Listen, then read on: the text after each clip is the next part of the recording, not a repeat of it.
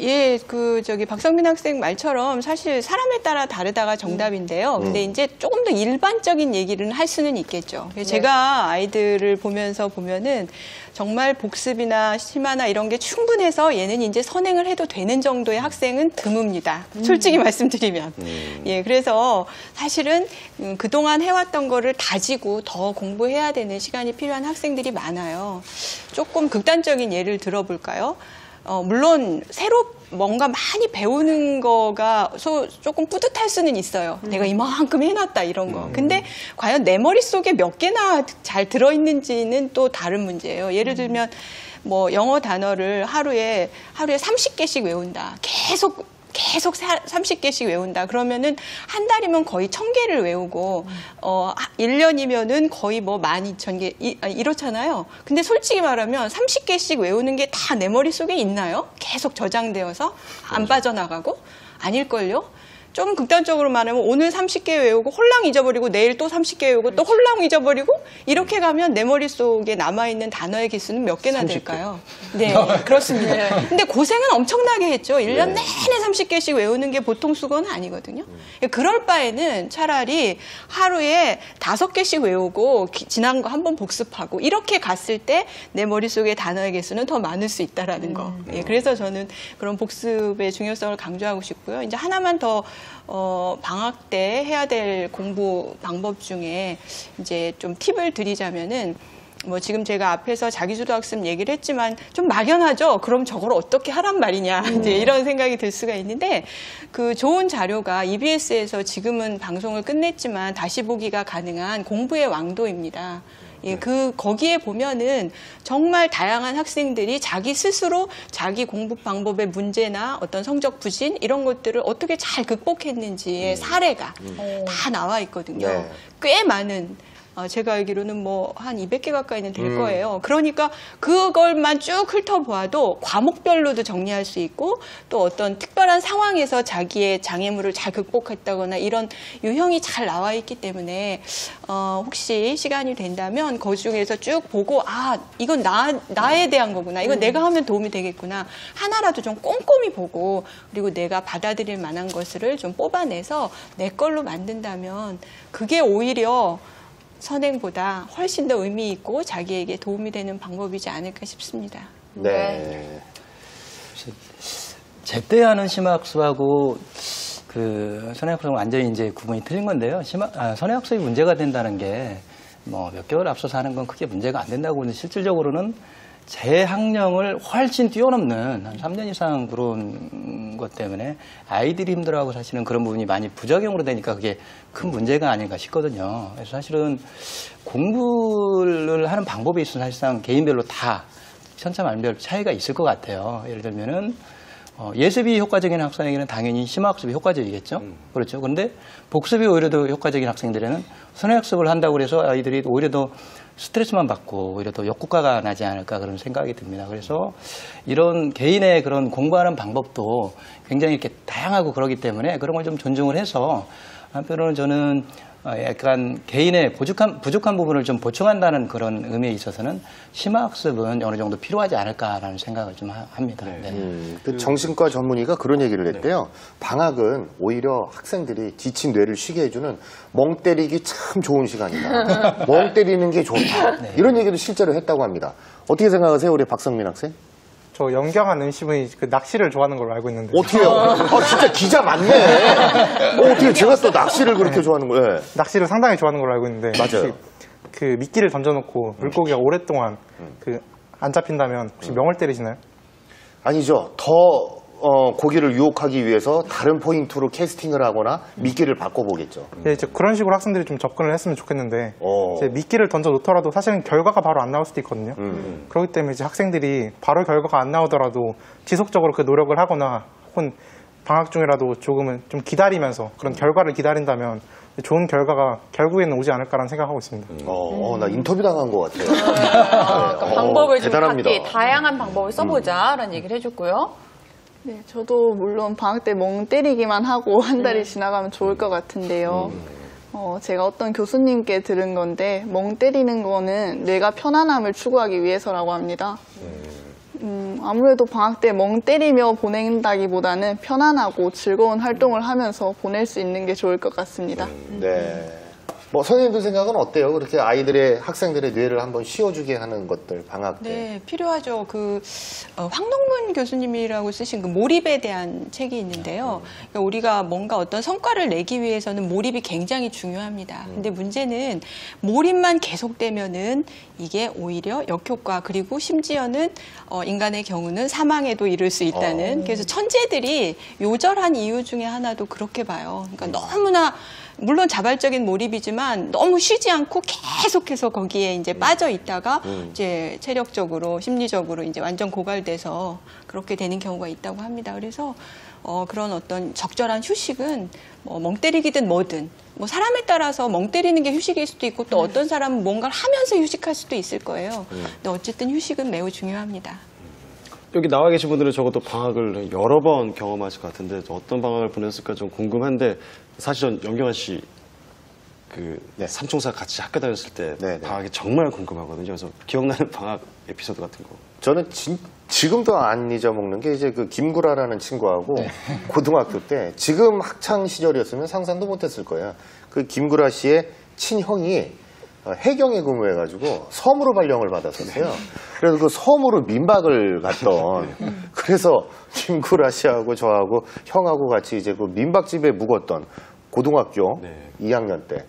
그래도 그나마 그땐 그런 낭만이라도 있었는데 지금은 아예 내가 친구들과 어디 방학 때 놀러 갔다 온다는 걸 사치로 생각을 하고 부모님들은 그걸 걱정을 하고 갔다 와도 되니 다른 애들은 지금 뭘 하고 있는데 이런 현실이 조금 많이 너무 낭만도 없고 추억도 없다는 게 불쌍하죠. 그래서 우리 주은 학생하고 성민 학생은 방학 때 뭐 진로 탐색이라든가 여러 가지 보내봤을 텐데 어떤 방학이 가장 기억에 남았고 또 그 이유가 뭔지 궁금한데 우리 주은 학생부터 먼저 얘기해 줄까요? 네, 저는 제가 처한 환경을 직접 개선해 나갈 수 있는 청소년 참여활동이라는 걸 하고 있는데요.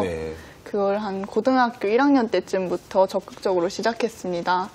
그래서 고등학교 때 거의 모든 방학이 기억에 남긴 하는데 특히 지역에서 문화존이라는 활동을 해요. 그쪽에서는 뭐 자기 평소 때 공부만 하던 친구들이 나와서 공연을 할 수도 있고 원하던 부스를 운영할 수도 있고 하다못해 뭐 길거리 홍보라도 할 수 있는 그런 좋은 뭐 행사입니다. 그때 제가 그 행사를 방학 때마다 가면서 우리 청소년들이 대상이 아닌 주체가 될 수 있구나라는 생각을 할 수 있었는데요. 특히 저도 그때 활동하던 게 있어서 저희 주제에 맞는 뭐 소수 청소년 인식 개선이라든지 뭐 청소년의 사회 참여가 얼마나 중요한지를 알릴 수 있는 그런 기회를 가질 수 있어서 좋았습니다. 네, 그 낭만을 즐겨서 기억 남는 누구랑은 굉장히 좀 다른 것 같습니다. 성민 학생은 어떠셨나요? 저 같은 경우에는 작년 1년간 봉사를 했는데 한소리 프로그램이라는 프로그램의 멘토를 맡았습니다.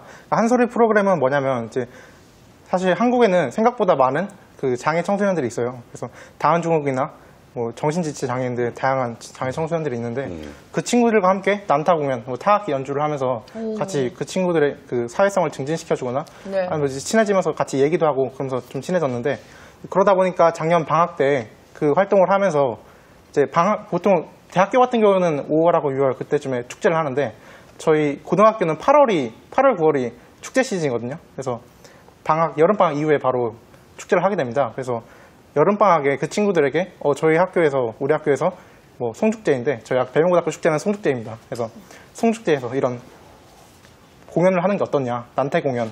그래서 친구들에게 제안을 했습니다. 그래서 그 친구들도 학부모님들도 모두 동의하셔서 이제 일반인들 앞에서 같이 난타 공연을 했는데 그런 경험들이 저에겐 진짜 잊을 수 없는 추억이 된 것 같아요.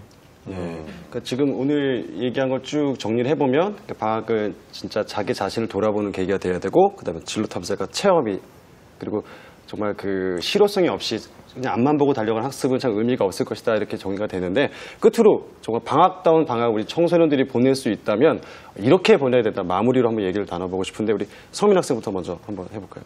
제가 아까 거의 초반부에 말씀드렸던 것이 방학은 나에 대한 끊임없는 탐구가 돼야 된다 그 말씀을 좀 드렸는데 마찬가지입니다. 방학이라는 것이 학생들에게 정말 나를 뒤돌아보고 계속해서 나에 대한 탐구를 할 수 있는 정말 자신도 자기를 잘 모를 수 있는데 그것에 대해서 나에 대한 탐구를 진행할 수 있는 그리고 이제 저희 배명고등학교의 교육 철학 중에 하나가 그 밝을 명자에 바를 정자를 써서 그러니까 명정 이게 바르게 밝고 배양하라 해서 배양 명정입니다. 그래서 학생들이 자신들을 이제 바르고 밝게 배양시킬 수 있는 그런 배양 명정의 여름 방학을 좀 보냈으면 좋겠습니다. 네. 끝까지 홍보를 하시는군요. 자, 우리 주은 학생은요?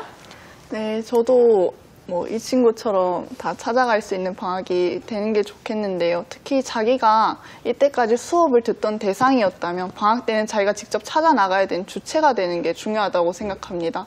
뭐 주체가 되기 위해서는 일단 또 많은 제도적으로도 받쳐줘야 될 거고 또 학교에서도 뭐 기성세대에서도 방학은 공부를 하는 시간이 아닌 여가를 보내고 자기 개발을 할 수 있다는 인식을 갖는 것도 중요하겠습니다. 이번 상반기 때 유행했던 가요 중에 핑미라는 가요가 있습니다. 네.